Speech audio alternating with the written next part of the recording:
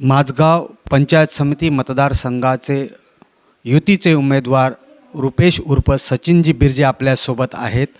अतिशय आवडतं आणि लाडकं व्यक्तिमत्व म्हणून आज त्यांना ही लढत लढण्यासाठी माझगावमधून उमेदवारी दिलेली आहे. पंचायत समितीचे ते उमेदवार आहेत. आज आपण त्यांच्याशी बोलण्याचा प्रयत्न करणार.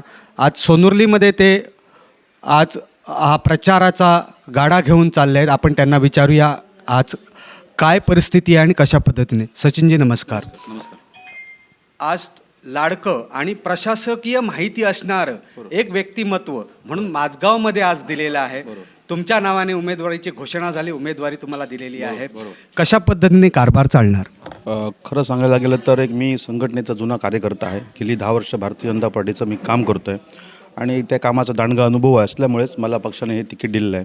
आज श्रीदेवी माऊलीच्या मतदारसंघात म्हणजे आमच्या भागामध्ये सोनुर्लीमध्ये आज हा प्रचाराचा झंझावती आम्ही पूर्ण फिरलो. आमच्यासोबत युतीचे हिराब साहेब होते, तर 12 बाजाचे आमचे एकदम रमेश काका, ज्यांच्या घरात आम्ही पहिल्यापासून येऊन आम्ही राजकारण केलं आहे, ते रमेश काकाही आज आमच्यासोबत होते. तसंच बरेच गावकर आमच्यासोबत होते आणि मला माझ्या विजयाची खात्री 100% वाटतो. जो आम्हाला रिस्पॉन्स मिळतो आहे प्रत्येक मतदाराकडनं, त्याच्यावरून एक पॉझिटिव्ह वाईब्स आम्हाला येत आहेत आणि आमची विजयाची खात्री आम्हाला 100% आहे. गेली 4 वर्ष प्रशासन कारभार करत होती. प्रशासनाने कुठेतरी विकास कोलमण्याचा दिसतो आहे आणि पुढे आता तुमची ती 4 वर्ष आणि पुढची 5 वर्ष एकूण 9 वर्षाचं मिळून हा जो सगळा ब्लॉग आहे तो भरून काढण्याचा आहे. तो कशा पद्धतीने काढणार? नक्कीच. जरी जिल्हा परिषद आणि पंचायत समिती जरी ह्या 4 वर्षात झाली नसली तरी पण एक पदाधिकारी असल्यामुळे वरनं काय येणाऱ्या योजना असतील किंवा जे निधी असेल वेगवेगळ्या हेडमधल्या, ते आम्ही खाली आमच्या कार्यकर्त्यांना विचारून आणि आम्ही ते करत होतो. त्यामुळे जरी पंचायत समिती जिल्हा परिषद नसली तर त्याचा आम्हाला अनुभव आहे.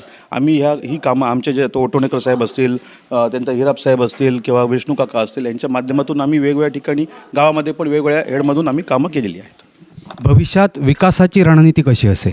हे बघा साहेब, मी आता जी निवडणूक लढतो आहे ती विकासाच्या मुद्द्यावर लढतो आहे. दुसरा कुठलाही उमेदवार विकास या विषयावर बोलतही नाही आहे, कळलं का?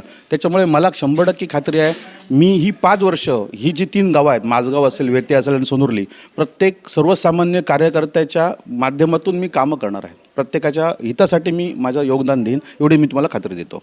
संजूबाई बोलले होते हे पॅनल, हे तिन्ही पॅनल निवडून येणारं तुमचं माझगावचं हे आहे, त्याच्यामुळे 100% विजय हा तुमचाच आहे. पण जास्तीत जास्त मताधिक्यांनी निवडून येण्याचा प्रयत्न कुठपर्यंत आहे? हे बघा साहेब, आज माझगावमध्ये सर्वात जास्त मतदान आहे आणि माझगावमध्ये माझी एक इमेज आहे, म्हणजे कोणी तुम्हाला विचारलं तर माझ्याबद्दल एक विरोधकसुद्धा वाईट सांगणार नाही, इतकी आमची तिथे स्वच्छ प्रतिमा आहे. आणि आपण बघत आलं की आजचा जो सगळंच मतदार आहे तो बघत असतो की कुठल्या उमेदवाराला मतदान केलं पाहिजे. त्यामुळे मला माझगावमध्ये जो प्रतिसाद मिळतो आहे आणि सर्वाधिक जास्त मताधिक्य मी सोनुर्ली आणि माझगावमध्ये घेईन याची तुम्हाला मी खात्री देतो. वाढती गुन्हेगारी चाललेली आहे समाजामध्ये, भरपूर महिलांमध्ये गुन्हेगारी आहे, त्याच्यानंतर लहान मुलांमध्ये आज मोबाईलच्या ह्याच्यातनंही कुठंतरी गुन्हेगारीच्या दिशेने मुलं वळलेली दिसत आहेत. त्याच्याबद्दल तुम्ही काय सांगाल? नक्कीच साहेब, आता कसं आहे, प्रवृत्त्या 2 तऱ्हेची असतात. एक चांगली प्रवृत्ती असते, वाईट प्रवृत्ती असते. जगाच्या पाठीवर तुम्ही कुठेही गेला तर या प्रवृत्तींना आपण काय सांगू शकत नाही. तरी पण आम्ही एक जनजागृती करू, महिलांमध्ये या गोष्टींचं आम्ही जनजागृती करू आणि त्यांना सगळंच करू असं मला वाटतं. आम्ही वेगवेगळ्या योजनेमार्फत महिलांना सबलीकरण करू आणि नक्कीच आम्ही ह्या 5 वर्षात दिलेल्या संधी मिळाली तर आम्ही उज्ज्वल असं काम करून दाखवू. आपल्यासोबत सोनुर्लीचे सरपंच हिराब साहेब आहेत. आपण आता त्यांच्याशी बोलणार आहोत. हिराब साहेब नमस्कार.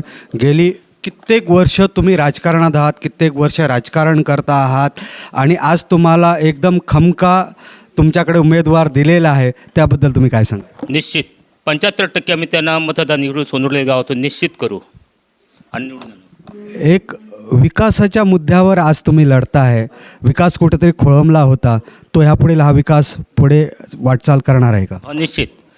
पंचायत समिती सदस्य किंवा जिल्हा परिषद सदस्य नसल्यामुळे प्रशासन आपलं थांबवतं, म्हणजे काय त्याच्यावर जोरात किंवा ह्या प्रत्येक करत नसतं. आता आपले पंचायत समिती सदस्य किंवा जिल्हा परिषद सदस्य आल्यावर हे प्रयत्न निश्चित करणार आणि विकासाचा गाडा पुढे चालवणार आणि प्रयत्नशील राहणार. ते नक्कीच विकास हा नक्कीच होणार आहे. आता आपण बघितलं की रुपेशजी बिर्जे आमच्यासोबत होते. हे भाजपसाठी भरपूर असं काम केलेलं आहे, अशा पद्धतीचं एक व्यक्तिमत्व दिलेलं आहे. भविष्यात राहिलेली जी काही त्रुटी आहे किंवा त्रुटींची जी काही कामं आहे, जी लिस्ट आहे ती परिपूर्ण करण्यात म्हणतायत. त्याच्यानंतर गुन्हेगारी आहे त्यालाही कुठेतरी आळा घालण्याचा प्रयत्न करतायत. प्रलंबित काही कामं असतील तर तीही पूर्ण करणार असं म्हणतात. आज ते सोनुर्ली गावात प्रत्येकांच्या घरोघरी जाऊन प्रचाराचं आपलं जे ब्रीथ आहे ते समजून सांगण्याचा प्रयत्न करतात. आज सोनुर्ली गावामध्ये त्यांचा प्रचार चालू होता. यश माधव, कोकण विजन न्यूज, सोनुर्ली.